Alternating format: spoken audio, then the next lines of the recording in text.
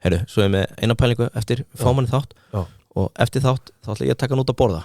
Ok, getum við ekki nota Síman Pay bara Jú, sko, í það? það er nefnilega það sem ég ætla að ræða við. Þú verður að limita mig, setta á mig 90 skall, nei, limitaði mig 100 skall fyrir kvöldið, búið kort 75, ég verði að geta væna á dæna 75, láttu að renna út 11.30 þannig að ég fari ekki yfir en hann gerist ekki gott eftir 11.30 á þér. Já, ok, þið þekkið þetta, Síman Pay limitaðara og tímastýrðu, ég tek það á mig í dag. Heyrðu, Stefán er að koma, ég fara hann á fyllir með honum eftir þátt. Ok, bye. Síman Pay, bye.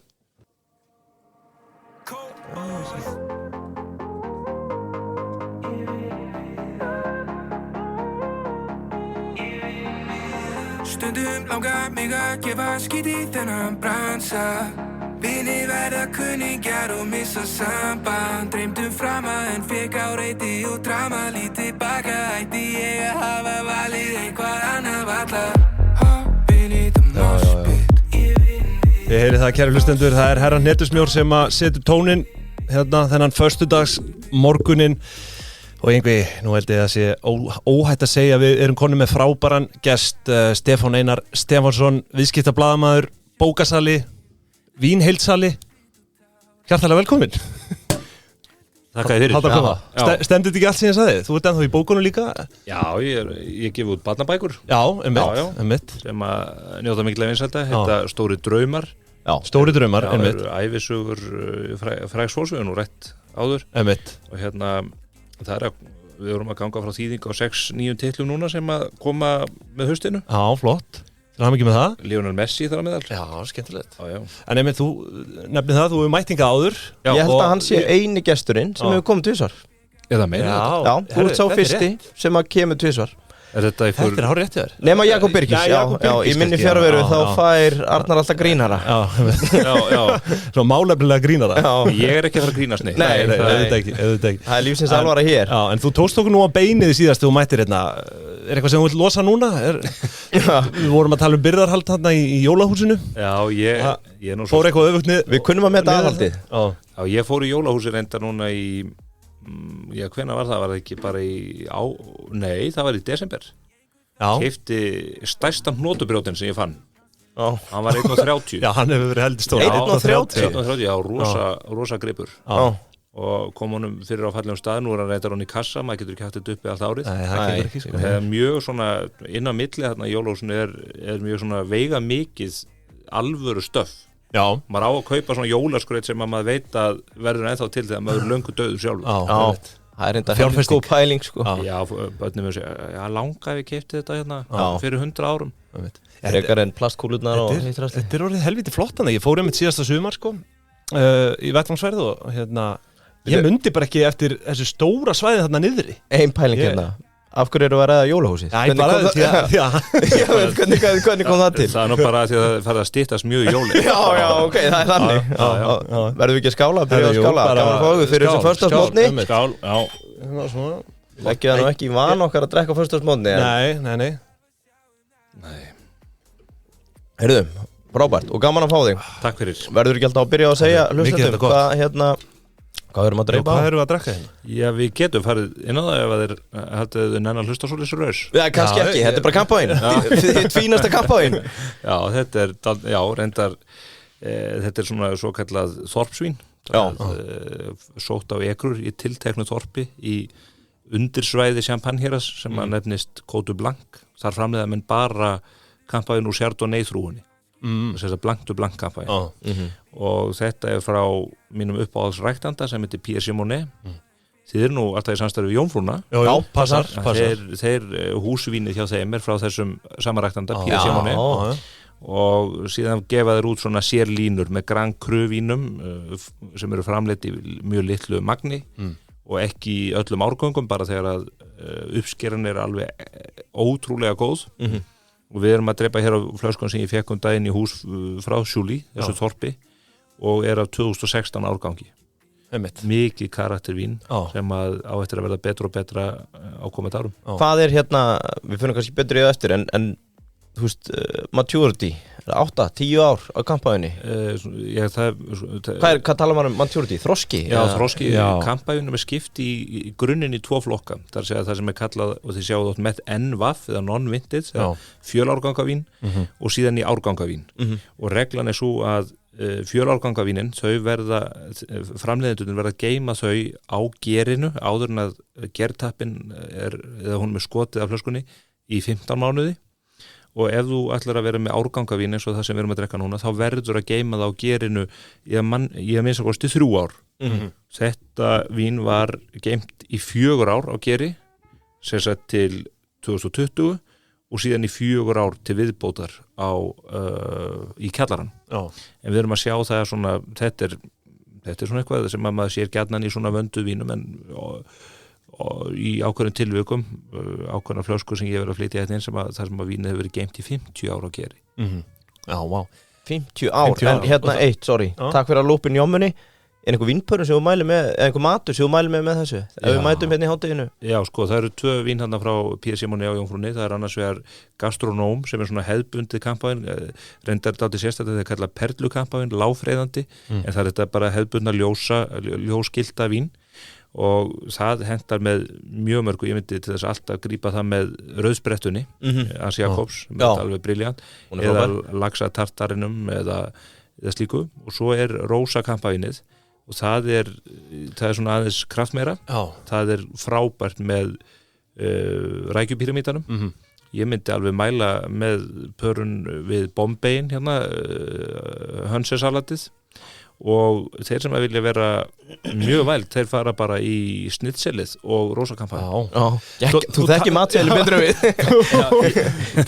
og það okkur Jómfrúnni fyrir þetta en þú talar sko rósi kampavín nú hef ég alltaf haldið að þetta sé einhvern veginn siðkort dæmi þetta er bara það sem er hérna framleitt í champagne Já, sko, það er auðvitað til rósa freyðivín frá öðrum héröðum en rósakampavín er framleitt í champagne það má bara kalla það freyðivín sem kemur frá champagne er það eina sem maður má kalla kampavín og hluta því er rósakampavín þeir búið til alveg frábært rósakampavín í Côte Blanc með því að blanda rauðvíni sem er búið til norðar í héraðinu og P. Simoni þeir keyra upp til Boussy í Montanderans sveðinu kaupa þar Grand Cru rauðvín og blanda því í hvítvínið áður en þeir hefja seinna gerjunarferðlið á kampavínu Já, hann er menn að sulla þessu saman Já, þetta er raun og veru rósakampavín í flestum tilvikum blanda af lítill hluti blöndunar er rauðvín og stærstu hluti hvítvín sem er síðan gerjað öðru sinnu og þá fá menn bublurnar í það en í öðrum tilvikum þá taka menn rauðvínstrúur og láta litin smita úr hýðinu í vökvan áður en að hratið er skilið frá Er þetta bara jafngömmul aðferð og bara kampavíni sjálft? Er þetta eitthvað svona móðins, nýtt? Nei, þetta er jafn gamalt og reyndar er kampavín eins og við þekkjum þetta tvígerjaða vín er ekki mjög gamalt menn fóru ekki að tvígerja þessi vín fyrir en að menn fóru að hafa þekkingu á gerlafræði með uppgötunum Pasteurs bara á öndverið 19. öld þannig að kampavín á fyrri öldum var eingerjað vín í flösku en núna er þetta alltaf tvígerjað og þá hafa menn miklu meira kontról á því hversu mikil þrýstingur, hversu miklar bublurnar eru og þetta miklu betri þekkingu á því hvernig menn geta stýrt bragðgæðum og öðru slíku en þetta er mjög flókin prósess og er þetta fyrst og bæði flókindin við framleiðsluna en líka tíminn sem að menn taka sér til þess að búa þetta með réttum hætti á markað það er ástæða þess að þetta er dýrt það er ekkert mál að framleiða eitthvað ógeðslegt prosecco úr lélugu hvítvíni sem þú sigrar upp og svo setur bublunar á prosecco bara með sódastrím aðferðinni það er mjög auðvelt að því við nú rættum veltur það að byrða út frá Jónásunu að það veltur það að byrða hjá prosecco framleiðendum er margfalt meiri heldur hjá kampavínsframleiðendum Þetta er samt algengur miskilningur sko á meðal svona hvað segir maður, byrjanda bara að tala prosecco eða bara almennt freyðivín sem kampavín Já Þú veist, kampavín er í rauninni þetta er bara eina það kemur úr champagne héraðinu og þú veist, og það er ekkert í rauninni þú veist, það er bara eina skilrið Það eina skilur fyrir að kalla það champagne og síðan þessi skilur það hvernig þetta framleitt og síðan erum við með frábærlega framleitt vín eins og Cava frá Spáni, Francia-Corta frá því samnefndu hér að Ítalíu. Já, smakkaði það daginn, það er mjög gott. Austurískt sekt og þýst jafnvel og svo þetta Cremant sem er bæði þar sé freyðivin sem er framleitt með sömu aðferð annar staðar í Fraklandi og jafnvel í Þýskalandi líka. Þetta eru oft á tíðum mjög góð vín og eru framleitt sannarlega með þessar sömu aðferð. Það sem skilur að kannski í gæðum í mörgum tilvikum er menningin og þekkingin og sagan í champagne sem rekur sér langt aftur og þetta eru öflug hús sem hafa mikla fjármuni til þess að gera þetta mjög vel. Síðan er það veðurfarið sem er auðvitað ekki eins allstaðar í Evrópu og í champagne er frekar svalt bæða voru og hausti sem hefur áhrif á bragðeiginleika vínsins og svo jarðvegurinn og jarðvegurinn skiptir miklu máli í þessu sambandi. Eitt kannski, þannig við gefum fólki, við sögum það í þætti hérna fyrir tæplega 3 vikum að við myndum hafa 2 þætti svona, hvað er þetta kallað, alternative investments, kannski ekki hlutabréf eða skuldabréf. Fáum þig, þú ert náttúrulega með kampænsfélagið og núna ætlum við að byrja að rúlla yfir svona þessa vöru sem fjárfestingakost. Þannig að þá svona, við klippum þetta kannski fremst eða þess ber ekki þörf. Nei, bara þannig að þeir sem að byrja að hlusta skilji konsepti sko. En ef við förum bara eins og aftur í þetta og þú talaðir áðan 2016. Ef ég segi 2017, hvað kemur upp í hugun á þér? Ertu farin bara svona að sitja á slæmur árgangur, slæmt veður? Hversu djúpur ertu orðin? Já, 2017 var slæmur árgangur. Þannig að við erum ekki að sjá mikið af og munum ekki sjá mikið af þessum árgangavínum þaðan. Við erum þá bara að tala um kampæn núna? Já, frá champagne. Þessir árgangar eru mismunandi eftir hérðum og menn eru svona kannski misdjúft í hérðum, þekkja þau misvel. Ég hef varið núna áratug eða meira í að kafa sérstaklega í þetta hér að heimsækja það ótala oft og drekka vín frá mörgum framleiðendum og kynnast þessu og við þekkjum svona lengra aftur í tíman auðvitað hvaða árgangar eru afburðagóðir oft sést það mjög snemma það er að segja við vitum það yfirleitt í lok árs hvort að þeir eigi möguleika að verða framúrskarandi það er ekki þannig og þar ræður í raun og veru veðurfar öllu það eru ýmsar hættur sem að þessi framleiðendur geta lent í fyrst ber nú að nefna næturfrostin að vori sem geta skemmt stóran hluta uppskerunar og torveldað eðlilegan vöxt ávaxtarins á vínviðnum síðan eru hitabreytingar og vatnsskortur eða ofmikið magna vatni sem getur haft áhrif því að þessi framleiðendur mega ekki vökva sínar ekrur þeir eru algjörlega mega er það ekki? Nei, það er algjörlega bannað þannig að þeir eru bara upp á það komnir að veðurguðurnir skamti hæfilegt magn af vatni og yfirleitt er nú betra að fá aðeins meira vatni minna því að það gerir heitt þarna á haustin en það getur verið mjög svona skeinuhætt að fá mikið votviðri svona í seinni hluta ágúst byrjun september því að þá fer að verða vart ákveðna miklutegunda sem geta skemmt berin þá bara fara vínberjaklassarnar mikla þannig að þetta þarf alltaf að spila saman og ef það koma mjög góður árgangar þar sem allt þetta spilast vel út þá veistu að árgangur eru mjög góður En hvað er viðmiðið í þessu gott og slæmt sko því að það sem að einhverjum finnst gott kann að vera slæmt fyrir einhverjum öðrum sko þú veist, er þetta bara eitthvað sem allir vínsjárfræðingar samanlast hvort að einhver árgangur sé slæmur eða ekki kannski ekki allir en það er svona í þessum frábæru árgangum sem bara 1996 árgangur í champagne þar eru menn bara sammála að góðir framleiðendur gerðu algjörlega frábær árgangavín þannig að en svo kannski er hitt umdeilanlegt í nefni 2015 og 2018 sem að voru mjög góðir árgangar ég er hrifnar af 2015 árganginu vegna þess að þá gerði mikla hita og vínin urðu svona kraftmeiri og svona beinskeittari á meðan að aðrir eru kannski hrifnari af svona silkimjúkri áferðinni sem að 2018 árgangurinn gaf þannig að það er þetta smekksatrið En til að skilja þetta, sorry ég grípi fyrir þetta hefur allt áhrif á bragðið en hefur þetta ekki líka áhrif upp á framleiðsluna að gera bara magn sem er framleitt yfir árið Jú, getur gert það og við þekkjum þessu í Côte Blanc að ég held að það hafi verið 2002 þá urðu ákveðnir framleiðendur fyrir gríðarlegum skakkaföllum vegna næturfrosta sem gerði snemma vors og þeir mistu alveg upp í 70% af framleiðslu sinni. Já, þannig að það mikil áhrif og þetta gerist þetta í fleiri héruðum, hvort sem við lítum til Bordeaux eða Rioja eða annað að svona áföll geta riðið yfir. Munurinn á champagne og eiginlega öllum þessum héruðum að við erum með þessi fjölárgangavín sem ég nefndi og þau eru þannig gerð að þá taka framleiðendurnir blöndu af eða geymaðir hvítvín í árgöngum og blanda svo saman með tilteknum hætti og það má í champagne og það þýðir það að þó að framleiðandi verði fyrir þungu höggi í framleiðslun 1 ár þá á hann yfirleitt forðavín til þess að jafna það út og meðan að segjum Burgundi framleiðandi sem að gefur bara út vín í árgöngum ef að hann 2022 eða 2019 eða hvað ár það lendir í miklu skakaföllum þá bara uppskeran og framleiðslan minni sem því nemur.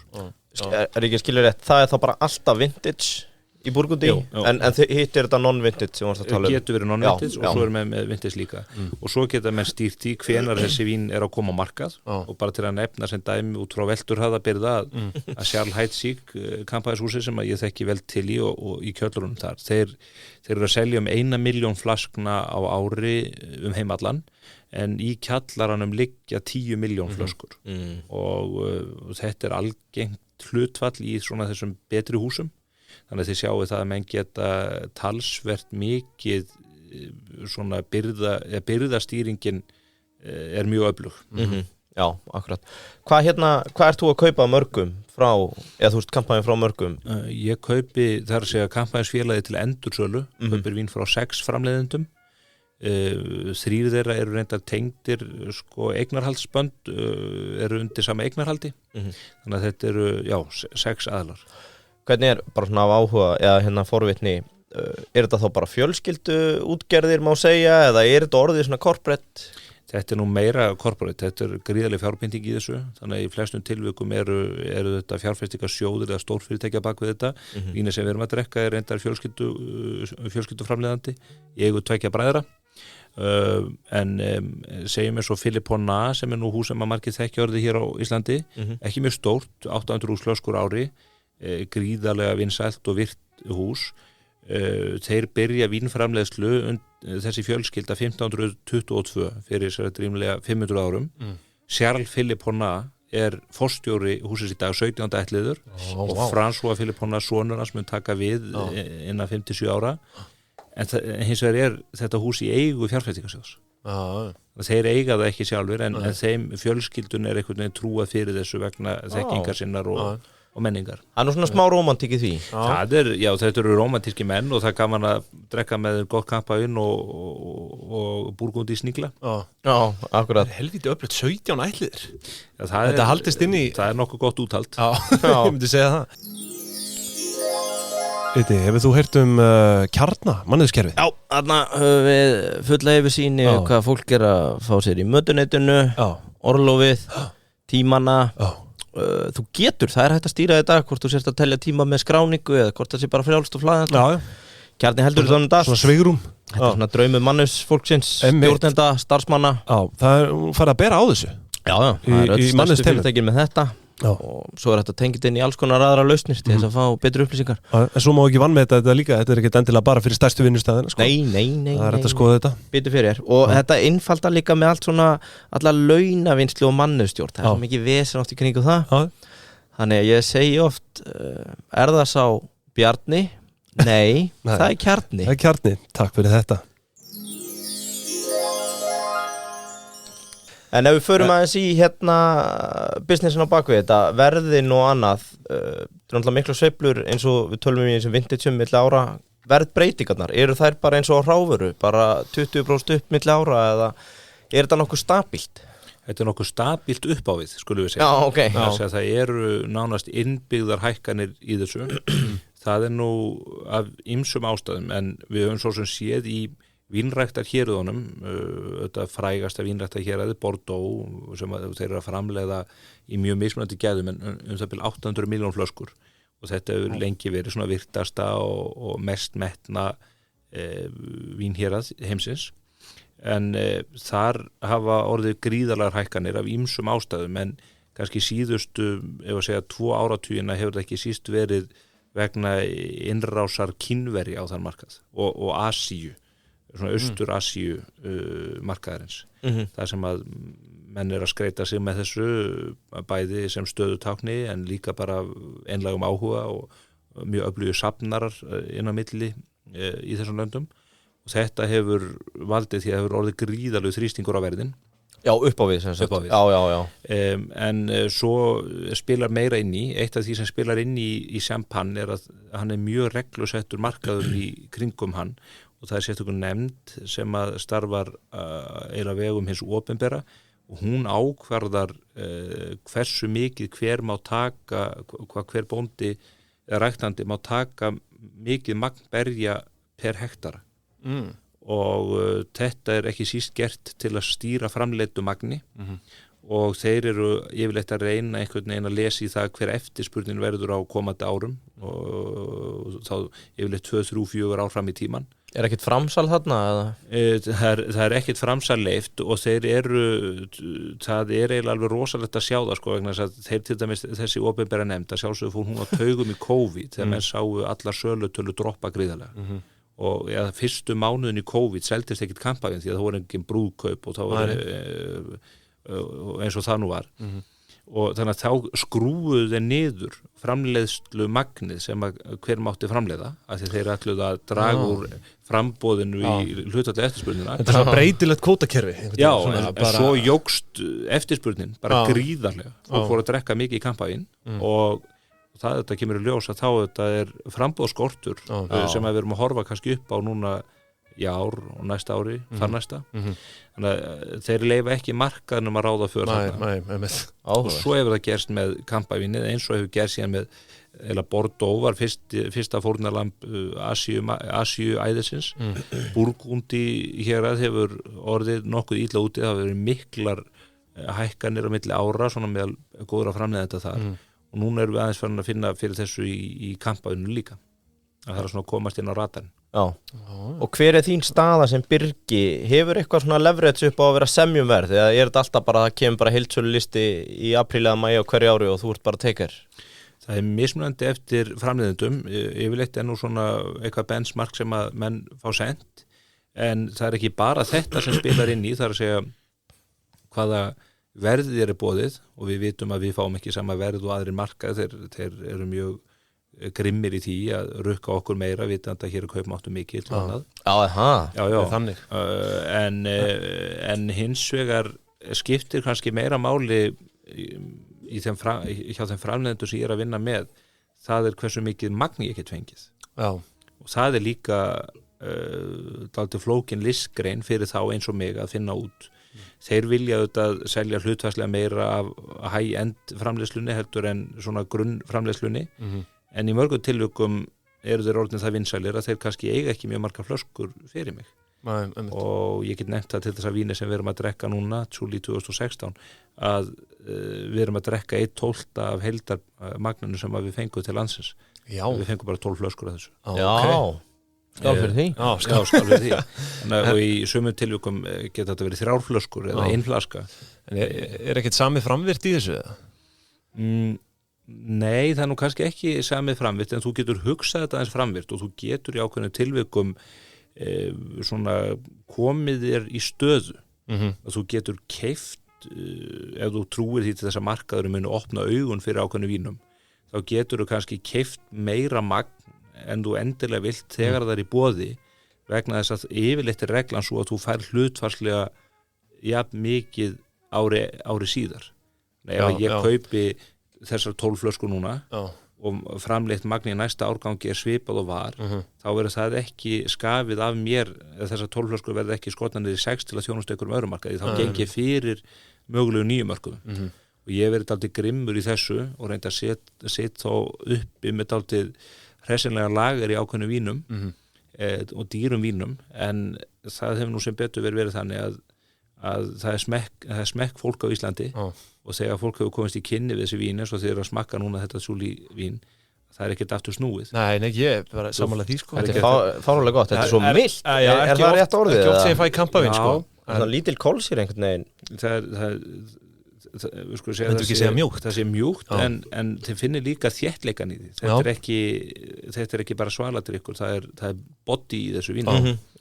Og sem ekkert alltaf í blankvínunum, oft eru þau svona aðeins meira léttleikandi, hresslegri og svolítið smjörkennd reyndar, en hér eru að tala vín af alveg frábærum ekrum sem er í mörgum tilvikum með mjög gamlan vínvið, kannski 80 ára gamlan vínvið, sem er farin að gefa mjög lítið af sér en mjög svona konsentreraðan ávöxt, ef ég má sletta.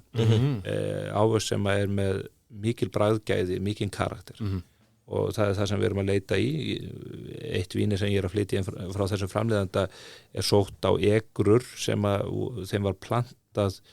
þeim vínvið var plantað 1911 og 1913. Þannig að það er 113 ára og 111 ára gamall vínviður sem er mjög óvanlegt, ekki í fyrsta lagi lifir hann nú bara átt ekki svona lengi, yfirleitt með fannir að planta nýjum bara til þess að fá upp meira magn og svo er staðreyndi líka svo að stór hluti af þessum ekrum hefur orðið fyrir skakkaföllum vegna rótar, lúsar og öðru slíku í gegnum tíðina og svo gleyma því margir að í fyrri heimsstyrjöldinni voru blóðugustu vígvellir styrjaldarinnar í Champagne, þar að segja allar þessar skotgrafir og annað þræða sig þetta í gegnum héraðið. Var það þá milli Bandaríkjanna og Þjóðverja? Nei, það var milli í raun og veru Frakka og Prússa og Þjóðverja sem við kalla á. Mér minnir einhvern veginn mínum sögubókum að Frakkar alltaf bara gefist upp strax. Er það þarf ég að fara að lesa bækurnar aftur? Ekki Napoleon. Það er ekki sagt franska skriðdrykk að þeir séu 1 gír áfram og 3 aftur bak.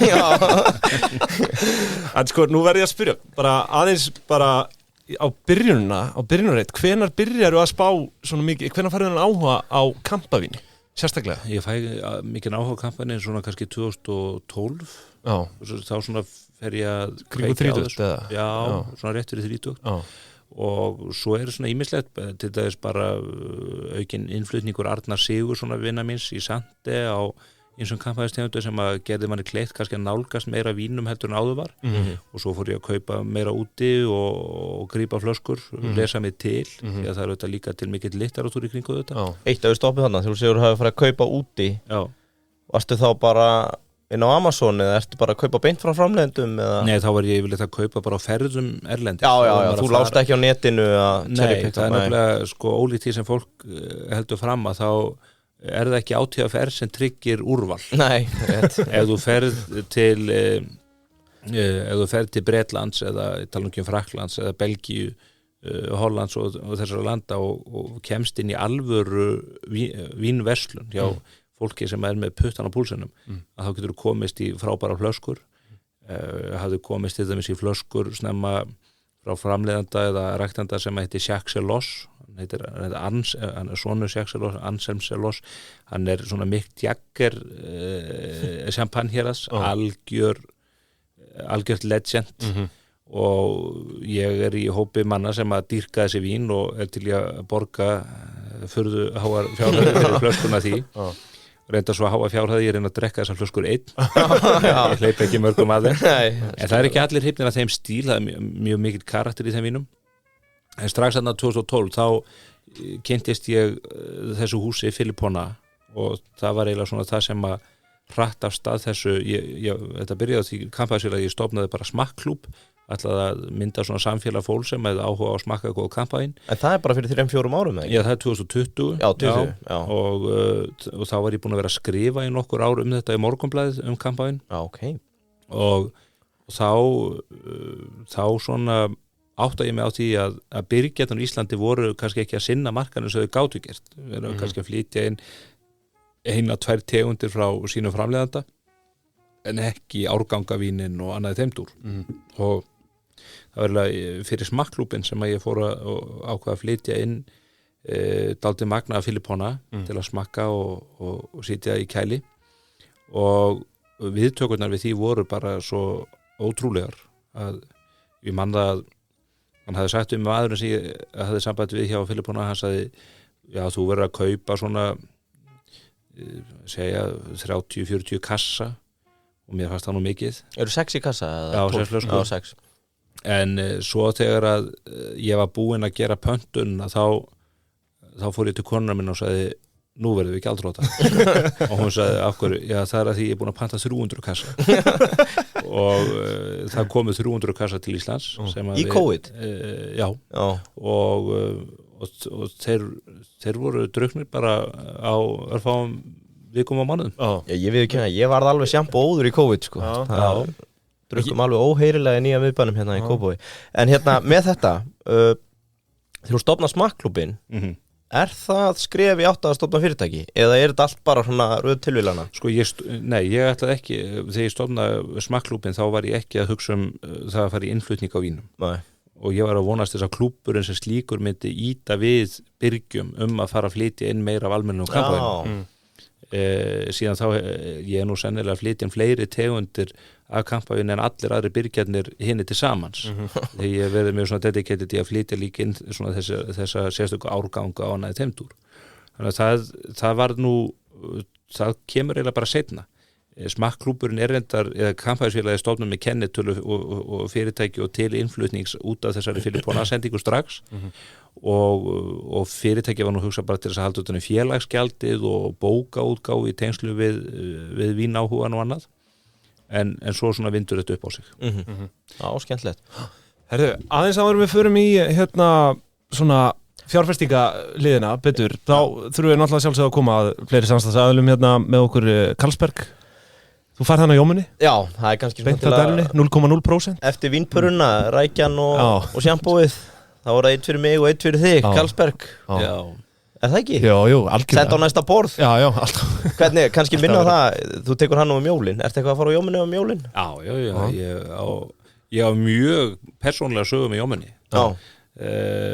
Við Jakob erum þetta mjög góði vinnir, persónulega góði vinnir og ég hef borðað þarna sleitulaust í 20 ár og var þarna tíðu gestur bara því ég var í háskólanum á sín tíma og þetta gekk, það hvað svo ramtað áhuga mínum á jómfrúnni að jómfrúin var með sko veitingarnar í brúðkaupinu mínu 17. júní 2014 og yfir stofuborðinu mínu heima hangir samskonar tradition ljós og hangir innst á jómfrúnni og það er bara út af það er bara til að minna þetta er náttúrulega eins og minnis til minningar góða stundir á jómfrúnni og svo á ég borð klukkan 7 á Þorláksmessu alltaf 8 manna borð sem að ég er búin að halda núna í 9 ár og ávan mér rétt þess að sitja þetta borð með, ég ætla að það sé ekki önnur 7 ára undan þess að ég var alltaf á milli 5 og 7 á Þorláksmessu með sama fjölda. Svo færist í 7? Já, prime time. Já, það er í raun og veru, þú færið ekkert borð milli 7 og 9 á Þorláksmessu nema bara einhver rökku upp af eða segi sig frá borðinu.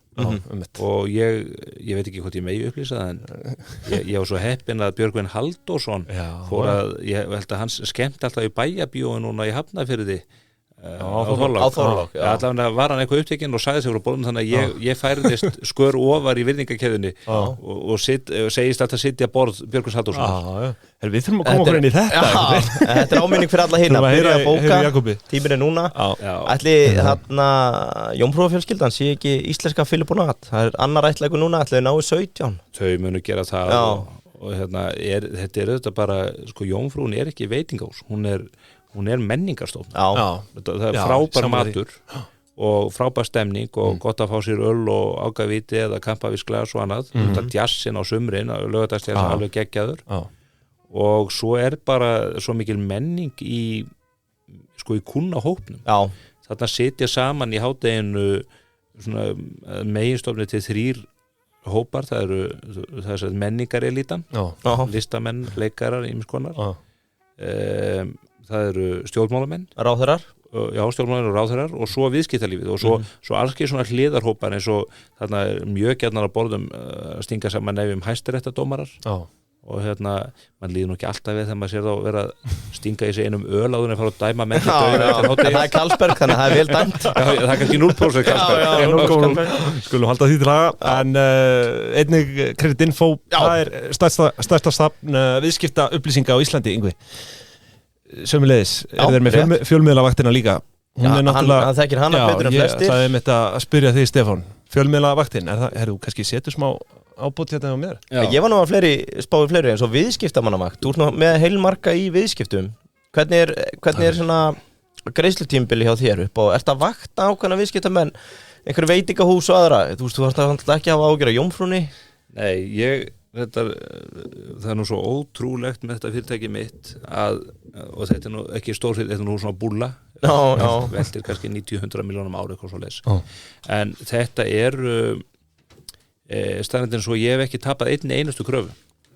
Nei, ok. Það var hver einasta flaska það hefur 2-3 staðið tæft en það hefur alltaf blessast og maður er auðvitað þakklátur fyrir það oftast í þessu veitingageira nema eitthvað sérstætt sé uppi þá er svona greiðslufrestur veittur svona 2 vikur oft, það er svona heiðursmanna samkomulagið yfirleitt stundum tekur það aðeins lengri tíma á mönnum ef það koma þungar vikur og annað og allt í lagi þá bara finna menn lausn á því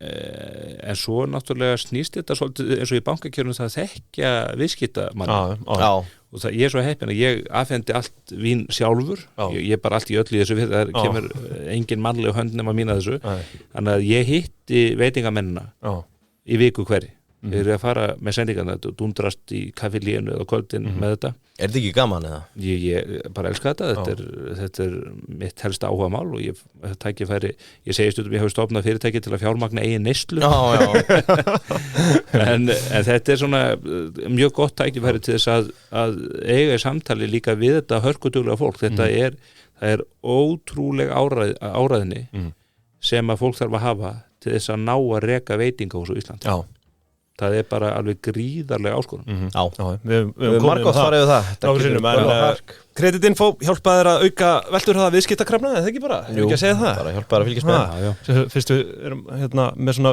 velturhraða þema hérna í þessu en herðu Sko, mér langar að grípa aftur niður á þegar við vorum að ræða við hann þegar þú ert að semja við byrgjana ár hvert þú ert byrjar að ganga að, hvað það talar kannski 12 flöskur, þá færðu 12 næsta Er það þar sem að myndast einhver tækifæri fyrir þig til að fara kannski að hugsa að spekuleita með þetta? Heyrðu, ég ætla að geyma þetta og selja eftir einhver ákveðin ár eða ert alltaf að hugsa að taka allt bara heim og selja jafnóðum? Hver er svona fjárfestinga ángin á?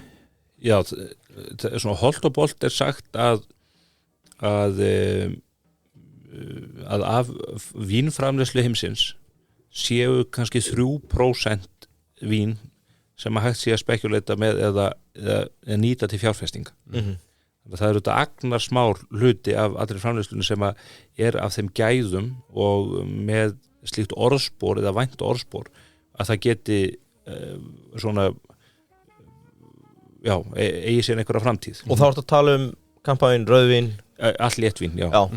Og þessi vínmarkaður, ég hef heyrt, ég held að það sé nú mjög á reiki en að þessi þar sé að léttvínsmarkaðurinn, hann sé að velta svona 45.000 milljörðum holt og bolt, worldwide. Þannig að þetta er auðvitað, er ekki kannski stórt hlutfall, en þetta auðvitað geta verið miklar upphæðir. Og ég er nú svo heppinn að allir þeir framleiðendur sem ég er að vinna með eru svona í premium eða ultra premium segmentinu. Þannig að þeir eru í mörgum tilvikum, en alls ekki öllum með vín sem að maður getur veðjað á eða veðja gegn. Og það í mörgu tilvikum í ákveðnu tilvikum, já, þá hef ég gert þetta. Veðja gegn, setur það bara beint í sölu eða skorstuður í þessu? Þetta lána mönnum Hallt þú á þessari flösku hérna í ár Svona í dýrasta endanum í þessu, þá er maður nú stundum að lána veitingahúsum flöskur til þess að geta svona kannski montað sig. Það er ein flaska sem ég lánaði lengi vel á gott veitingahús í Reykjavík sem að verðmiðin var 13.000 þar að segja á seðli og kannski, já, ég var að segja að heildsölu verði það við 800.000 það munaði millimetra hún seldist einu sinni en það tókst ekki þannig að ég á hana en þá Og hún er þá bara geymt hjá veitingahúsinu? Já, hún var geymt hjá veitingahúsinu við tryggar aðstæðu, ég þetta gekk úr skuggum þá hún væri á tryggur stað og er ekki tekin í misgripum og myndi ekki lendi í hittaflökti og slíku en svo að lokum þá var ákveðið að þessi tilraun gekk ekki upp þannig að þá tók ég hana til mín og geimi hann á tryggum stað. Þannig að það er það stærsta fjárfestingin sem þú hefur farið í þessu? Í einni flösku. Já. Getur eitthvað sagt okkur frá þeirri flösku? Já, þetta er 1985 árgangur af Charles Heidsieck kampaðinni 3 lítra flaska sem var framleidd í 165 eintökum og þetta er fæðingar ár konuna minnar. Ég lofa henni því, hún var ekki ánað með það þegar ég pantaði þetta inn fannst þetta ósmarsæði allnokkur ár síðan og kannski var það rétt hjá henni ég lofa henni því að ef hún ekki seld fyrir 19. ágúst 2025 þá myndu opna hann á afmælistaginn hennar okay. Og það er núna rétt rúmt ár í það og ég svona hálft í hvoru vonast þess að hún seljist ekki það verður gaman að smakka svona gott líka passleið 3 lítrar fyrir okkur 2 Já, akkurat En sko, mér langaði aðeins að koma inn á þetta þú veist, þetta er væntanlega mjög stór breyta í virðismati á svona víni er geymslu aðferðin jável, ef ekki svo stærsta ég meina, ef hún ekki vel geymd þá bara eyðilegst þetta vín er nú seigar en menn halda en auðvitað sérstaklega þú ert að geyma vín mjög langan tíma og ef það liggur mikið virði í henni þá þarf að sjálfsögða að geyma hana við bestu aðstæður og hver eru bestu aðstæður til dæmis fyrir þetta vín? Fyrir þetta vín þá erum við að tala svona einhvers staðar á bilinu 8-12 gráður í hitastígi stabílt, myrkur og ekki víbrasjón það er að segja ekki titringur og ódýrari vínskápar og ískápar og slíkt þessar kæli elementin í þeim þau gefa frá sér svona örsmáa titring sem að maður greinir ekki sjálfur og þetta getur brotið þessi vín niður yfir langa tíma Skiptir legan máli á flöskunni? Já, þú vilt alltaf láta vínflöskur sem eru með korki alltaf liggja á hliðinni það þarf að halda vætu á innri hluta tappans svo viltu líka hafa gott rakastig í geymslunni líka bara til þess að passa það að korkurinn morgna ekki Heldur að jarðhræringar í Grindavík hafi hrist einhver fín vínsöfn á Íslandi? Það er auðvitað sennilega langverðmætasta vínsafnið á Íslandi er auðvitað í kjallara Bláa lónsins og gríðarlega verðmætt og glæsilegt safn en það var mjög tryggilega búið það allt veit ég og ég held að það hafi ekki brotnað einn flaska í öllum þessum atgangi þannig að það er bara það var blessun að það skyldi fara vel Ef við bökkum aðeins 800 krónar flaska Charles Heidsieck, hvað sagður, 1985 85, konar er ekki fætt 60 eitthvað það verður fréttir fyrir mig En þú veist, hvernig gerist þetta? Lýstu fyrir okkur atburðarásinni, sérðu hana á netinu eða ertu búin að vera að fylgjast með þessum árgangi kemur þetta upp í hendurnar á þér? Já, þetta er góð spurning vegna að það er þannig að þegar þú byrjar svona viðskiptasamband við þessu hús þá veðja þau á þau og þau veit ekki alveg hver þú ert og þú borgar allt upp front og svo fær þetta sent og svo eins og í mínu tilviki áður en ég fer í viðskiptu þess aðla þá ég yfirleitt reynda að heimsækja þá og kynnast þeim, maður þekkir vínin yfirleitt að maður er að hafa samband við þá en maður vil sjá svona framan í þá og fá tilfinningu fyrir þessu láta á trýta sig svolítið þeir eru auðvitað að reyna að selja vöruna líka og það svo gengur þetta í einhver tíma þú kannski tekur inn 3-4 sendingar og í flestum tilvikum hafa þeir verið mjög ánæðir með kampaðisfélagið salan hefur gengið hratt og við höfum fyllt okkar kvóta og annað og þegar búinn kannski að vera í viðskiptasambandi við svona aðalega 1-2-3 ár og þeir er ánægð með þig alls ekki alltaf sem að byrgjar eru til þess að heimsækja sína framleiðendur árlega eins og ég reyna að gera en þá fara þeir að gauka að þér svona það sem er kallað back vintage listar og ég get í ákveðnu tilvikum fengið aðgangað óhemju verðmætum og mjög gömlum flöskum ég get til dæmis með einum tölvupósti pantað 1955 árganga Biondi Santi Brunello sem er svona kannski innkaupaverð upp á 2,5 milljón og er vín sem að selst á uppboðum allan heima á fáránlegum upphæðum þannig að það eru þannig sýna þeir líka traust á þér og svo maður í samtölum við þá þegar maður að taka þessi ending og þá segir við vorum að taka hérna upp úr hillunum 1995 árgang af Claude Guas frá Filippona eða hvað það og þá verður maður svona að leggja mat á það og ég sko þið eru ekkert ánægðir með þessa ársreikninga og veldur það byrða hjá mér sko því að ég mjög oft Þetta allt innkaupaverðið, ekki? Jú, byrðið þeirra metnar á ég er mjög ginnkeyptur fyrir því að taka einn svona flösku og sitt þar að leiðandi á óðurlegu lager En hvernig, þú veist, er söluhagnaður fjármagnstekjuskattur bara á söluhagnaði þú veist, ef þú ert í þessum fjárfestinga bara sem einstaklingur hvernig virkar svona? Nei, sko, vín nú held ég eða flöskur af þessu tagi eru skilgreindar bara sem lausafé, bara eins og málverk eða þannig, ég veit að þetta er nú að fara að ræða málverk Það var þetta í síðast þætti Já, hafið rætt það að það er hérna þú bara kaupir þína flösku og svo gengur þetta kaupum og sölum eins og annar lausafé Er ekki bílar líka undir þessu? Jú, og þetta getur lent í alveg svakalegri arðsemi ef þú hittir á rétta flösku en markaðurinn er mjög grunnur hér á Íslandi, það er ekki margir vínsafnarar og kannski verður maður að gera líka greinamenn á tvennu, ég kannski skilgreini mig frekar sem vínsafnara heldur en vínfjárfesti Vínsafnarinn kaupir flöskur sem hann veit að munur kannski hækki verð og verða betur og betri með tímanum og fágætari en hann ætlar sér að drekka það sjálfur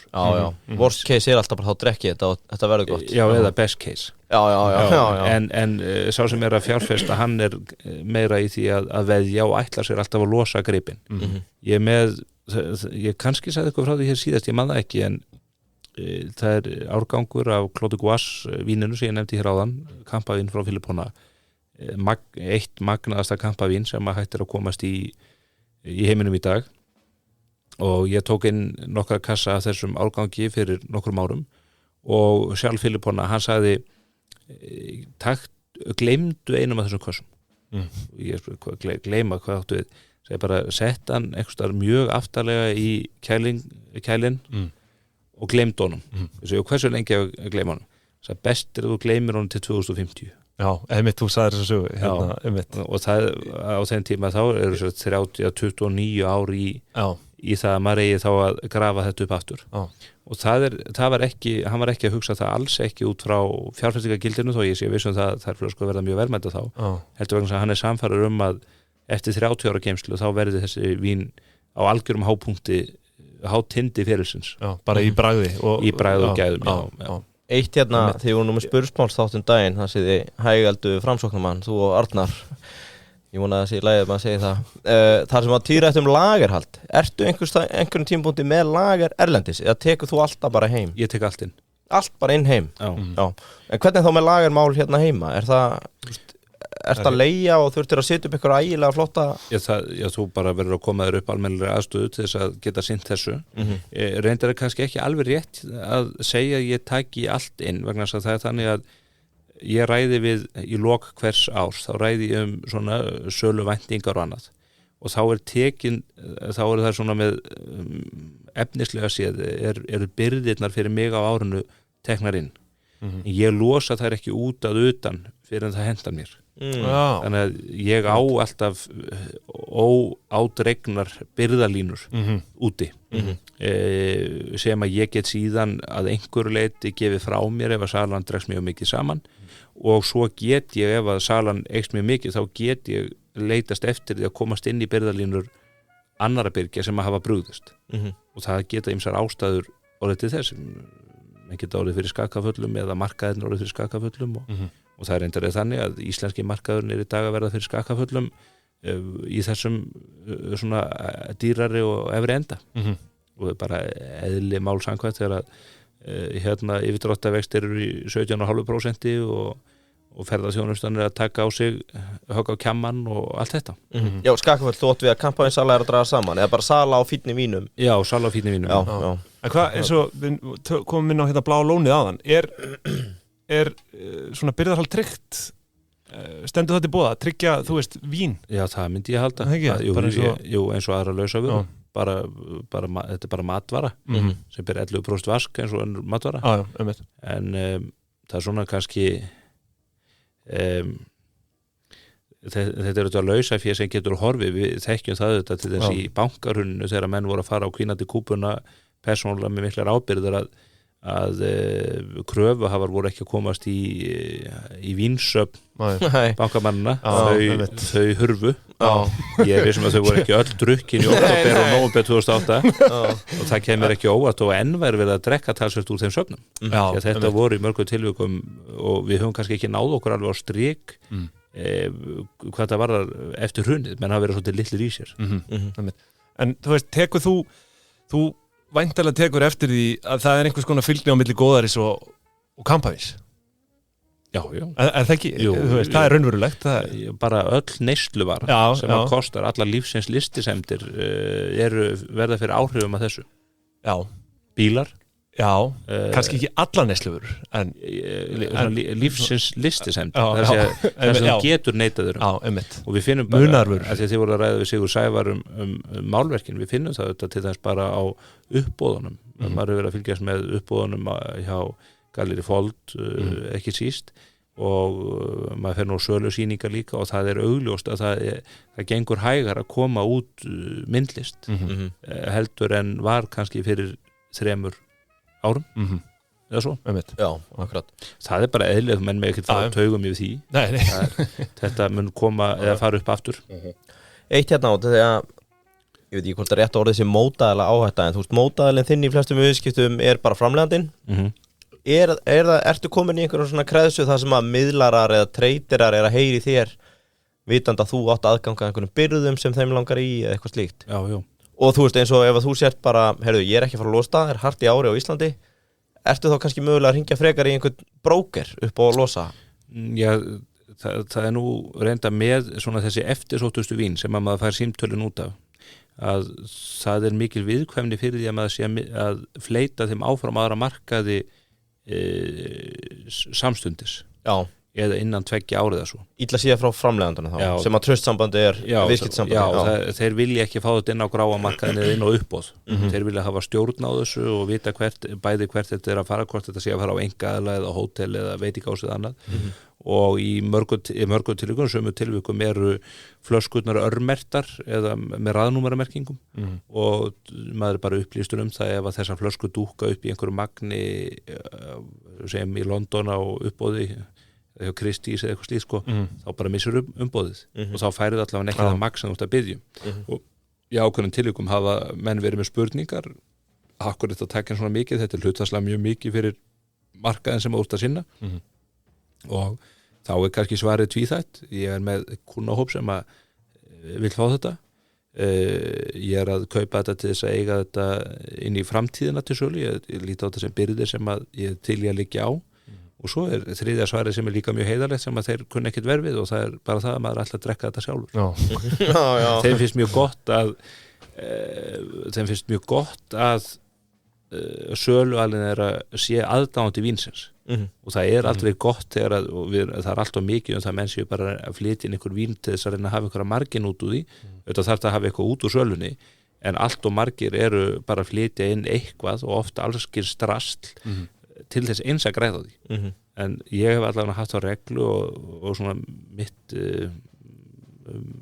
portfóljó allt samanstendur alltaf vínum sem að mér finnst gott að setjast niður og drekka sjálfur það var lengi vel þannig hjá Arnari Sigurðssyni vinur mínum og hann reynda hélt ég fram í áratugi að Búrgundi vín eru einu víni sem væri hægt að drekka svo hann orðinn svo stór og hann þarf að sinna svo ólíkum kúnahópi að hann að flytja inn rauðvín frá Ítalíu sem að ég veit að myndi aldrei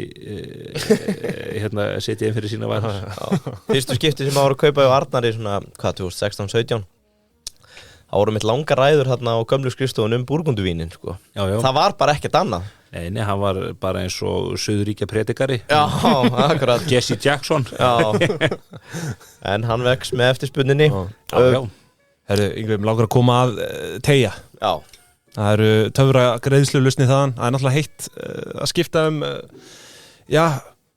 posa núna þessa dagana. Eru þið ekki með rafrit? Hvað segirðu? Nei. Nú, Við ákvaðum að einfalda máli og vera með greiðslulausnina frá Teygja. Ég versla bara af Ísrafan. En þetta mjög auðvelt að koma í viðskipti þangað. Það einn hnappur upp í hægra horninu á síðunni og svo höfum við rætt þetta. Það er íslensk persónuleg þjónusta. Það í gegn. Bara 1 gjald. 1 gjald, fast gjald, gagnsæði upp á 10. Það ekkert verið að flökta með þetta neitt. Nei. 1 gjald og allir eru góðir, þökkum Teygja kærlega fyrir samstarfið. Yngvi, ég vil koma inn á hafið líka. Stefán, hefur verið að versla eitthvað í hafinu? Já. Náttúrulega býrða ekkert allt og langt frá. Nei, ég kaupi fiskibólur hérna fyrir strákana. Fiskibólunar? Já, þeir svolgraðs í sig. Já, ertu ekki í tilbúinu réttunum eða? Jú, ég hef nú stundu gert það. Bæði, bara allski svona karríblöndur og annað. Já, það er allt til alls að Yngvi, þú ert Næst þegar þú tekur fiskibólu fyrir strákana, taktu saltfisk króketturnar fyrir þig. Það er svona fyrir hefðamenn. Og skarkólaflögin, þau eru mjög góð. Eiginlega bara eins og Jómfrúnni, sko. Þetta er í fyrsta skipti sem að kemst í alvöru skarkóla sem að bara steikir á pönnu. Smjörsteikir hann? Já. Og stutt? Já. Ég held að þetta hafi bara aldrei sést á í fiskbórið. Króketan? Nei, saltfisk með skarkólaflögin hérna, eða rauðsprettan. Og maður... Eða lemmi, eins og sem ég kalla þetta. Og lætur snarka í róðinu og borða það með. Já. Róðið er fínt með þessu. Og sítróna og kapers og smjör og... Og kampavín. Og kampavín með. Why not? Við höfum verið að taka long og short með hafinu. Við erum bara long kampavín og skarkóli. Herðu, mér langaði líka að koma aðeins inn á örstuð sko þessar vínvísitölur. Eftir svona smá rannsóknarvinnu komst ég að því að það er eitthvað sem heitir LiveX, The London International Vintage... Nei. Ég fór yfir það, ég sætti með okkur. Ég fór yfir það. Já. Og það byggt á þínu fjöllum. Þetta eru hvað? Stærstu svona helstu indexandir í þessu? Já, þú nefnir þessa kauphöll sem þú nefnir svo, og þetta er kauphöll með þessi vín og þeir halda úti ólíkum vísitölum þar sem þeir taka til svona high-end vín og helstu tegundir, við þekkjum úrvalsvísitöluna þar sem að fyrirtæki sem er mestu veltun og eru verðmætust og þeir eru með eins og Bordeaux 500 vísitöluna sem er svona eitt benchmark í þessu þeir eru mjög áhugaverða vísitölu fyrir Kaliforníu vínin, 50 vinsælustu og bestu vínin þaðan og síðan mætti lengi telja Burgundi vínin og Ítalíu og síðan svona restin af heiminum 60 helstu vínin frá frábærum framleiðendum sem er að finna í mörgum löndum, Nýja-Sjálandi, Ástralíu og víðar og þetta eru vísitölur sem að gefa okkur allavega mynda því hvernig kaupin gerast á eyrinni á þessu markaðstorgi og það eru þetta forvitnir að tölur, það er tala upp og niður, síðan eru við, og þessi markaður er kannski nokkuð lagskiptur, það er þessi markaðstorg, þau eru fleiri en 1 og fleiri en 2, en svo eru þetta líka uppboðin, það er núna fyrir sumar og reglulega reynda sjáum við vín uppboð hjá uppboðshúsum eins og Christie's og Sotheby's, Brún Rasmussen í Kaupmannahöfn er reglulega með uppboð, þannig að þar getum við líka fengið átti tilfinningu fyrir því hvernig verðþróunin er og þar eru mjög fágætt vín ofta í sölu. Býtu hvað, er það einhver Dani þá eða? Brún Rasmussen er danst uppboðshús og sem er aðalega bara með myndlist og annað í þeim dúr en þeir eru líka með uppboð á svona antíkvörum, úrum og slíku og öðru hvoru detta þar inn vín uppboð og það var nú eitt mjög stórt uppboð sem að stóði yfir lengi í allan nokkrum pörtum hjá Sotheby's núna í sumar, þá var verið að selja 25.000 flöskur safn Pierre Chen sem er fjárfestir og viðskiptamókull í Taiwan fyrir ekki Tælandi Það er 25.000? 25.000 flöskur úr hans safni og ég fylgdist nú sérstaklega grannt með kampavínslutanum það eru þetta voru að koma bara flöskur upp úr kjallaranum sem að maður vissi bara ekki að væru lengur til og voru að seljast kannski hver stykki á 2,5-3 milljónir pluss uppbóðsgjöld Íslenskar þá? Já og sem að þykir mjög mikið í vöru sem svona one-off þetta ekki svo málverk sem þú getur hortað í 100 ár þú bara opnar flöskun og drekkur hann þetta ótrúlega neysluvara í grunninn sko í grunninn og en svo nú líka það líka eins og Cult Wine Investment sem áhugavert fyrirbæri og líka fyrirtæki sem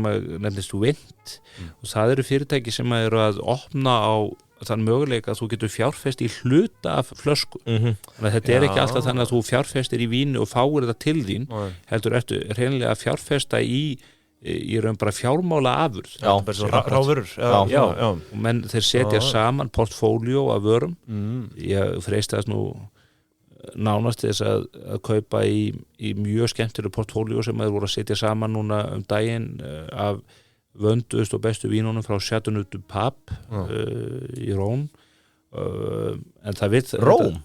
Nei, Rhône Rhône, já og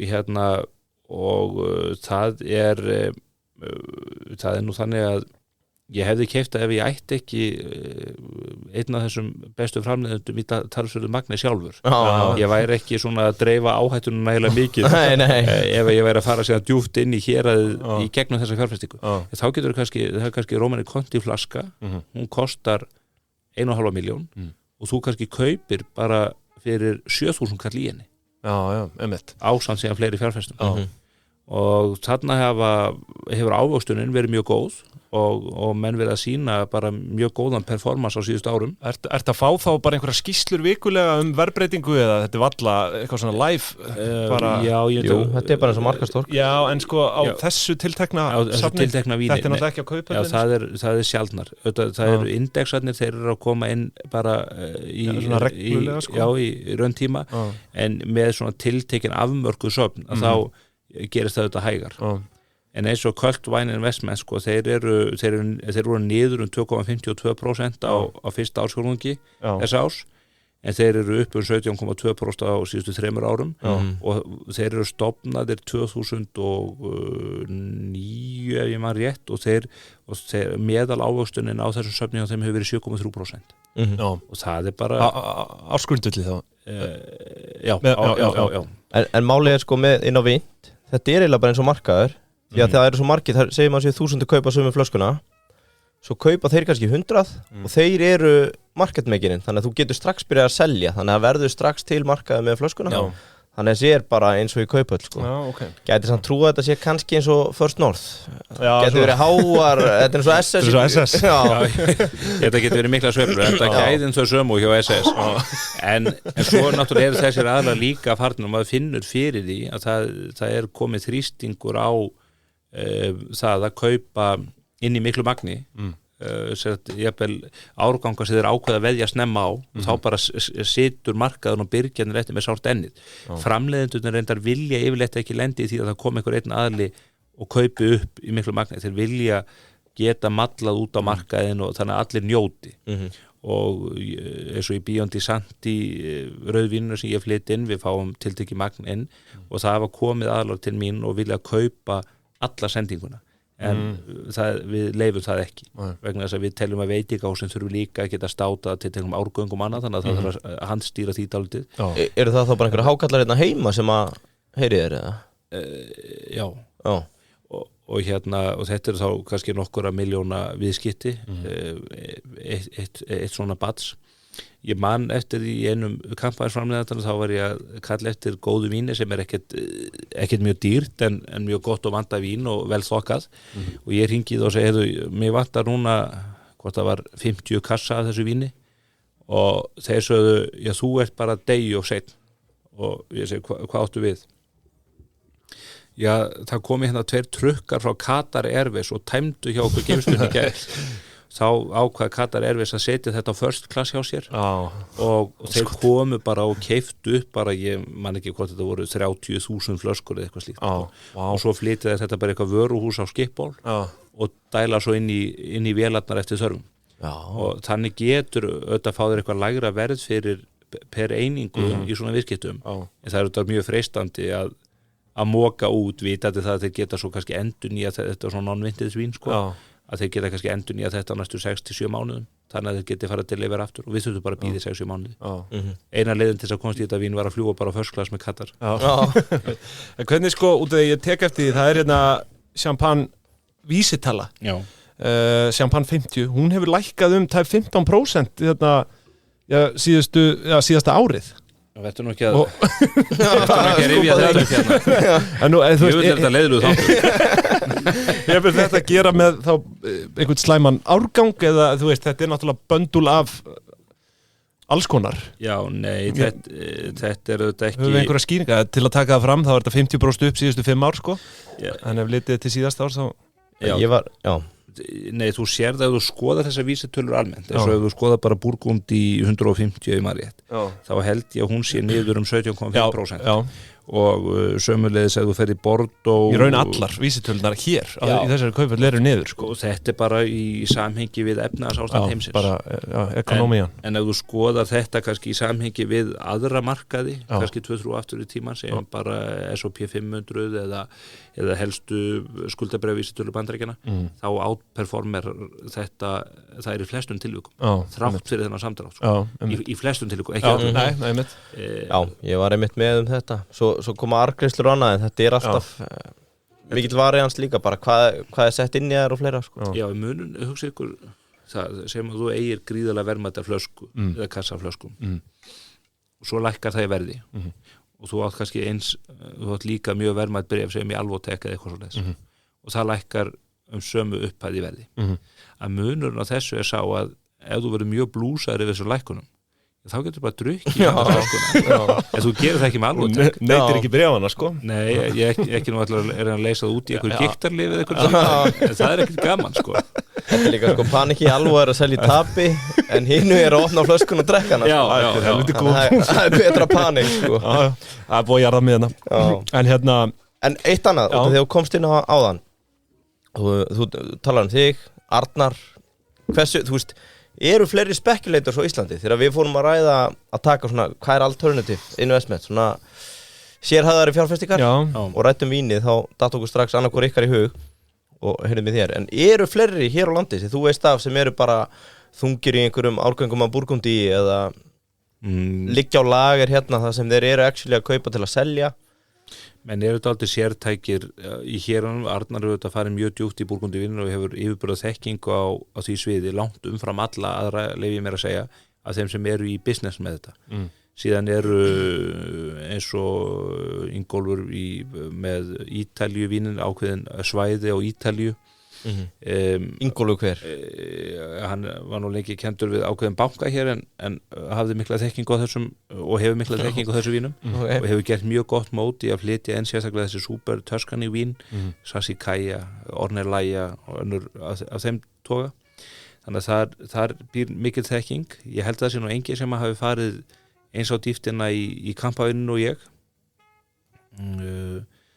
en svo eru þetta stóru aðlarnir eins og Ölgerðin, þeir hafa oft aðgang að mjög verðmætum og dýrum vínum en þeir bara sinna því yfirleitt ekki þeir hafa til þess umboðið fyrir krúg og þar gætu þeir komist í þetta rosalegar flöskur stundum þessir aðlar reyndar skilgreindir eins og hálfgerða fríhafnar verslanir svona á alþjóðamarkaðnum þannig að þeir fá bara grunnvín get ekki keypt inn í svona dýbrendan eins og ég var að vísa með ykkur með svona backvintage lista þannig að það er ekki sjálfgefið að menn hafi það en þeir hafa til þess í gegnum svona miðlara haft aðgangað mjög verðmætum Bordeaux flöskum, Petrusvínum og Rothschildsvínum og öðru slíkum en það er svona meira tilfallandi og eitthvað sem þeir nota til þess að skreita sig eða festa menn inn í viðskiptum og annað í þeim dúr. Eitt með Rothschild, maður sá að þeir eru þekktir aðlega fyrir rauðvinni eða ekki og kampaðinni þetta er stór hús Já og þetta er ekki allt eitt og sama húsið Nei ok, þannig að þetta er ekki sama og misjöfn gæði og hérna eins og Rothschildin í kampaðinu en nú hefur ekki náð neinu standard á við Rafít og þetta sko nei en Rothschild selur vel hvort sem það er í fjármálageranum eða í víni Er þetta komið af sama? Þetta er household Já, þetta er komið af og þetta er svona fjölskyldugreinar og svo eru svarti sauður í öllu fjölskyldum Já, rétt En þannig að þú ert þá í rauninni, það engin svona hittingur hér á landi þar sem þú veist af einhverjum mönnum og þeir að spekulera með vínin eitthvað pörsið. Nefna fyrir utan alltaf, svo stofnar bara eigin félagskap í kringu það. Já, svo nú við höfum gert það nú við Arnar í félagi við nokkra góða, þá líka oft bara menn sem að búið mikli þekking á þess að vera í businessnum. Einn af mínum frábæra ráðgjöfum Einar Tórótsen sem nú hálsni og eyrnalæknir, einn af langfærustu vínspekum út á landsins og fleiri. Þannig að það kemur fyrir að við hittust og tökum svona ofursmökk. Þá tína menn úr hyslu sinni kannski 2, 3, 4 alveg einstaklega góðar flöskur sem jafnvel hafa verið geymdar mjög lengi og smakka saman og opna í svona ofursmakki. Mjög eftirminnilegt smakk með fyrrnefndum Einari. Þá gripum við í, það var 1971 árgangur af Biondi Santi Reserva flösku sem hann hafði keypt út í Svíþjóð þegar hann var í sérnámi þar fyrir áratugum síðan og hann ákvað að opna hana, grípa hana að þessu tilefni og það þetta einstætt, maður mun ekki mjög ósennilegt að maður drekki þetta vín aftur á lífsliðinni og bara frábært, eða piss þetta var ekki góður árgangur. Nei, eitt hérna svona loka frá mér til að fara að hleypa þér út í daginn, Stefán, svik í þessum bransa. Það náttúrulega fárulega mikið og hafa verið gerðar heilmargar heimildamindir og sögur skrifar af, bara eins og í málverkasvikum að menn séu að hérna það ekki algengast að þú sést bara falsa miðan á flöskuna og líka eftir ákveðnum árgöngum öðrum. Jú. Hvernig verð þú þig fyrir þessu? Ertu bara í það góðum samskiptum við þessa framleiðendur að þú eru aldrei orðið var við þetta eða? Apparatus, þau vilja að þú vitir að þú skiptir máli. Já, ég vil að þú vitir að þú skiptir máli. Algjörlega, og hér er lagt áherslu á utanumhald og þjónustu, fyrst og fremst. Ert þú með einhverja hugmynda appi núna? Heyrðu, ég ætlaði að ræða, við þurfum að ræða við Stefánin. Þurfum að gera eitthvað íslenskt svona við Vinjó? Nei, okay. Búin til franskt. Franskt? App, svo getur reyta vínbændur í Fraklandi. Og svo séð hvort að Stefán Einar sé að selja vínin eða ekki. Það er app frá Apparatus. Það er þetta brilljant hugmyndi og ég held að þau hjá Apparatus ætti ekki neinum vandræðum. Heyrðu, ég veit, betur hugmynd, gerum íslenska við Vinjó. Flott, ok, Apparatus, bye bye. Hvar sem þið eru stödd á leiðinni, farið til Apparatus, þau redda málunu. Já, ég hef aldrei var við þetta og þetta nú afmarkað sérstaklega við að tiltekna ofurframleiðendur. Ofurframleiðendur eins og þá eru eins og að tala þessi Romani Conti vín og annað og þú ert nú sennilega að vísa í mál sem að komu upp á árunum 2007-2008 með Rudi Kurniawan, kínverjan sem var á Netflix seríunni. Frábær myndir þetta, ótrúleg mynd og það er tal, hann stendur svona í þessu stóraðum aðlega árum 2007-2008, hann er síðan handtekinn 2012 og ég hef heyrt sérfræðingar tala það að það sé talið að það séu enn í umferð 10.000 flöskur sem hann hafi falsað. Akkurat. Og þetta snýst auðvitað ekki bara hann var auðvitað snillingur þessi maður í óheiðarleika sínum, það var ekki nóg með að hann væri bara að skipta flösku miða, hann var að blanda vín til þess að villum fyrir mönnum og bara hálfgjör alkemisti og þetta er þetta bara vandamál allstað þar sem þú ert með mjög dýra vöru, málverk úr hvað þú verður að reyna að verja þig fyrir þessu en við sem erum að kaupa beint af framleiðendum við þurfum ekki að hafa ágjörð, það er þessi second hand spekulator markaður sem er undiroppið þessar áhættu og þar er eins gott bara menn kunni til verka og þessi fjárfestingarsjóður eins og ég nefndi við ykkur Kvöldvæn og annað, þetta er bara fólk sem er með mjög öfluga sérfræðinga á sínum snærum. Ég hef kynst, verið svo heppin, ég hef líka kynst svona miðlurum og síðan mjög öflugum svona sommelierum sem að hafa bara það verkefni að halda utanum engasöfn manna. Ég þekki 2 frábæra menn út í London sem að vinna bara fyrir, hvort segir, vinna fyrir 2-3 geysilega auðvitað og þeir hafa það eina verkefni að halda utanum vínsafn viðkomandi og ekki aðeins að hafa yfirsýn yfir það hvað er til, heldur líka að stökkva til og kaupa og fylla upp í eyður það bara eins og við segjum ef maður væri að kaupa ef maður væri að safna málverkum og vildi eiga verk eftir frumkvöðlana í íslenskri myndlist og þú á Þórarinn B. Þorláksson og eitthvað slíka svo allt í einu dettur inn mjög fágætt verk eftir Benedikt Gröndal og þá þetta stekkur til og tryggir að verkið eftir Benedikt sé til og þetta bara vegna þess að menn sem eru kannski í milljarða viðskiptum í flugi eða byggingariðina í París eitthvað, þeir geta ekki hvorki hafa þekkingunni tíma til að sinna þessu og bara ráðar menn í það og ég hef verið svo heppinn að njóta samvista og eiga trúna þessara mann og þá getur maður auðvitað líka að leita til þeirra þegar maður er í sínum og sko kampaðisfélagi með sína veldu bara eins og dropi í hafi með við kannski viðskipti þessara einstakling bara svo mánuður eða eitthvað minna? Já, það getur verið það þetta er í ákveðnum tilvikum söfn sem að ég hugsa væru metin á milljarða og þá er þetta líka átt menn sem eru líka að safna dýrum bílum, dýrum málverkum, dýrum úrum í öllu já, og fallegum konum en þetta bara svona aftur á lokum þig ertu að fjárfesta í einhverju öðru? Það er vínið Ertu í bréfunum? Ég er ekki til hlutabréfum. Ég hef ekki gaman að hlutabréfum sko. Það er gett að drekka þau þegar maður er Ég er dálítið fjárfest í myndlist og haft mjög gaman að því og ég er enda dálítið ég geta sandtvinnað vínið og myndlistina og ég er alveg vissum að Sigurður Sævar hefði verið mjög góður partner hérna við hliðina og samtvinnaða öfugt sko. Já, við erum góði vinnir og ég á það til að kíkja á vinnustofur sérstaklega ungra listamanna og opna með þeim gott vín og ræða myndlist og svo kaupir maður myndlist og annað og svo er ég þetta kannski hefur komið fram einhverstaðar annars þar ég er guðfræðingur að mennt og var á árum áður viðlóðandi hið merkilega og mikilvæga félag Biblíufélagið og ég hef í mörg ár líka safnað biblíuprenti frá Hólum sem það er mjög sértækt segment en mjög áhugavert á Íslandi Og hvað svona vísitölu fer maður inn á til að fylgjast með því? Við þyrftum eiginlega að koma upp vísitölu. Er það Hólarindex eða? Hólarindex. Í ár eru 440 ár frá því að Guðbrandur Þorláksson prentaði fyrstu biblíun á Íslandi, hún var 1200 síður rúmlega, prentuði 500 eintökum og kostaði á þeim tíma hvert eintak 2-3 kýrverð. Hvað haldið að það sé mikill peningur í dag? Já, þetta er dálítið skemmtilegt. Já, 2-3, við vorum nú að fara yfir verð á beljum hérna daginn, var þetta ekki... Já, ég myndi segja að þetta sé 12 skall íslenskar. Nei, þetta er, hvað... Við skulum vona að þú hafi betri tilvíku fyrir kvotakerfinu. 500.000? Ég myndi að segja þetta sé svona 1,2 milljón. Já, ok. Já, ég er svona 900.000 til 1,3. Já, ok. Þið sjá það, þetta var metnaðarfullt verkefni fyrir 440 árum. Já, Hann lítur á orðið vellauður á þessu?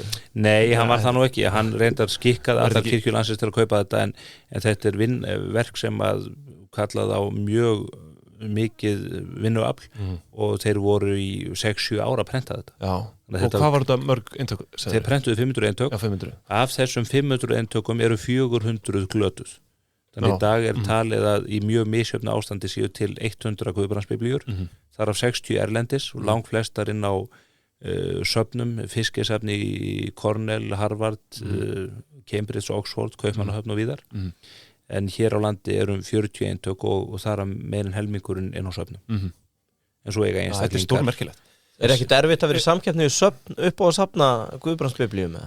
Það getur verið það nema að þú sér bara tilbúin til að punga út fyrir góð Guðbrandsbiblía kostar kannski 10 milljónir Í dag? Já, og jafnvel eintak sem kannski þarf að gera aðeins við en vest þykir mér alltaf að sjá þegar menn er að kaupa slíka gripi og gefin á söfn því að alveg eins og með myndlistina þá þarf þetta að vera til inn á heimilum og jafnvel inn í fyrirtækjum frekar heldur en að þetta sé allt varðveitt inn á söfnum sem að fáið sækja ég sammála því og það er sömuleiðis með myndlistina það er ekkit gott þegar að góður Kjarval endar inn á listasafni Íslands eða listasafni Reykjavík þeir eiga nóg af góðum Kjarvalsverkum en það er ekki til nógu mörg heimil á Íslandi sem að státa af slíkum gripum Sko, já, mér langaði nú eiginlega samt að spyrja að lokum svona, Ég er búin með 2 lokaspurningar nú og þú eina Þessi spurning er náttúrulega risastór og þú gætir eflaust þurft að hugsa aðeins en hvað er besta kampavín sem þú hefur smakkað? Uppáhaldskampavín Já Ég sagði það, þessi er erfið sko Já, svona meðan þú er oft talað að þið langi að falsa eitthvað þú getur farið að falsa Guðbrandsbiblíur til að keyra í umferð. Það mjög erfitt. Ég hræddur það. Hann fjármálaverkfræðingur, hann leysir það. Ég finn eitthvað út af því. Já, ég ætla að leyfa mér að segja besta kampæni sem ég smakað, þetta mjög trikki spurning. Ætla að sé ekki 95 árgangurinn af Clos de Guas frá Filippona. Já, þú talar 95 árganginn hérna í byrjun vítals. Já, 95 og 96 og nú í mörgum vínu talin jafnvel betri, en þetta vín þannig að ég mun aldrei gleyma því hvernig það bragðist. Bara aldrei. En maður þarf að vera bjartsýnn í lífinu og það er nú stundum sagt upp á ensku, ég held að Ronald Reagan hafi dættu notað þetta í sinni pólitík, sko, hann sagði the best days are yet to come. Ég held að ég eigi enn eftir að smakka besta kampæni í heimi og það er ævilöng leit og ég nú vonandi núna bara að fara til Champagne núna bara á næstu dögum, ætla að vera þar í viku að rúnda á milli frábæra framleiðenda sem að ég þekki og annara sem að ég að kynnast og þarna mun maður vonandi komast í tæri við eitthvað sem að verður ógleymanlegt. Það er aldrei að vita. Heyrðu, sorry strákar, ég verð að spyrja einu og bara út af því að þú veist maður færði nú ekki á hvernig degi. Þetta mjög konservatív bransi, ævafornar aðferðir, ekki satt, vintage og annað. Tölum aðeins trendin í þessu, eitthvað sem þú getur spáð fyrir, annað, sorry, út af því ég hef nú keypt eina kampavínsflösku sem var búin að vera neðansjávar, sem ég hafði aldrei heyrt áður. Hún er afhent með sjávarsalti, hún gerjuð neðansjávar eða. Og þú veist, mér langaði bara að spyrja, eru svona nýjungar að koma fram eða er þetta bara eitthvað sölutryggs? Nei, þetta vín sem þú ert að vísa er frá framleiðanda sem heitir Leclerc Brillant og þetta er vín sem er búið að gerja þegar það er sett á 70 metra dýpi í Atlantshafinu og geymt þar í 1 ár og sannarlega hefur þessi aðferð, hún hefur orðið dálítið commercial drapier og fleiri hafa verið að gera þetta svona í auglýsingaskyni. Þannig að þetta er svona nýtilkomið eða? Já, nei, í raun ekki vegna þess að í gegnum tíðina hefur það gerst að skipsskrokkar eða skip sem hafa farist á hafi hafa fundist og í mörgum tilvikum hafa borð í þessu skipum verið kampavínsflöskur og það hefur komið í ljós að í mörgum tilvikum hafa þessi vín varðveist mjög vel við þessar aðstæður, miklum kulda, miklu myrkri og yfirleitt þannig að það er ekki mikið rót á flöskunum. Þannig að menn vita að þetta hefur allavega ekki skadað vínin og í þessu tilviki, þessi víni sem þú ert að vísa í Abyss víninu frá Leclerc, þá er því sögt á nákvæmlega það dýpi þar sem að þrýstingurinn utan flöskunar er jafn mikill og innan hennar og þetta vín gengur allt út á að finna svona hið ótrúlega jafnvægi. Ég var nú bara að opna svona flösku núna á mánudaginn og mánudagsblitz. Ég var að drekka með mannesku sem átti skilið að fá svona flösku í hendurnar og þetta er alveg ótrúlegt vín, ótrúlegt jafnvægi sem þeir hafa náð í þessar framleiðslu. Þetta er kannski nýjum hvað það var þessi tilraun til þessa ógnar jafnvægis í einni og sömu flöskunni. Ef ég á að spá fyrir mig eitthvað trend þá ætla ég að fá að segja það að hefur verið exponential vöxtur í rósakampavíni á síðustu árum. Það hefur fyrst og fremst ekki til þess að kallmenn svona töffarar eins og þið þeir eru fattin að láta sjá sig með bleika drykk í hönd þeir hefðu aldrei gert fyrir 10 árum Exit-spenarnir og það er reyndar staðreyndin svo að þessi rauðvínsblönduðu vín þau hafa mikla möguleika á að eldast vel. Það eru tanninin í rauðvíninu og annað sem að gera það verkum að menn telja að þessi vín geti náð miklum og góðum aldri og ég held að það verði mikil fjárfestingartækifæri í árganga rósakampavínum frá tilteknum framleiðendum. Ég tel mig vita hvaða framleiðendur Er það krúkerinn? Krúkin er alveg frábær og Drapier? Og svo eru svo eru þarna framleiðendur inn á milli sem að búa til alveg frábær árgangavín í þessu og ég ætla kannski að halda því fyrir sjálfum mér svona hvað tækifæri en þarna verða tækifæri og verða algjörlega frábær vín. Þið heyrið það hlustendur. Geggjað, heyrðu, 4 lokaspurningar. Þessi er mjög stutt. Hvað er elsta kampavín sem þau hefur smakkað? Fyrst við vorum að ræða þetta frá hafsbotni og Já. Hefur þið farið undir 1950? Nei, ég hef ekki farið ég er að reyna að hugsa þetta. Nei, ég held að ég hafi Ég held að elsta kampavíni sem ég hef drukkið sé frá ég held að sé 1971. Já, frá lækninum. Það sem var í sérnáminu. Nei, það var Bíóndi Santi rauðvín. Þetta kampavín sem var búið að geyma og geri. Nei, ég hef nú sennilega drukkið 1971. Já. Það var frábært vín. En ég hef fylgst með mönnum sem að voru að drekka daginn Paul Rocher flöskur sem að fundust í fjall saman kjallari á Paul Rocher og svo voru róbótar notaði til að fara þarna niður núna fyrir 2-3 árum og þá voru þeir opna flöskur sem þeir halda síðan frá 1886 og það voru 2 flöskur sem þeir opnuðu og önnur þeirra var í fullkomnu standi þetta var svona svolítið sér í kent en hún var lifandi, hún var með bublum og öllu í þannig að það hafa menn verið að drekka 130 ára gamalt kampavín Ólingita tól. Herðu, Stefán Daginn, takk kærlega fyrir að koma. Miklu frekar, gaman að fá að kíkja til ykkar. Já, alltaf ánægja. Þá þökkum við bara fyrir í dag, kæru Pingi Holsar. Ekki meira kampavín. Já, við verðum aftur með ykkur næsta föstudag, þá er Verslunarmannahelgin. En það ekki? Já, ég ætla ekki að mæta. Nei, ok, takk.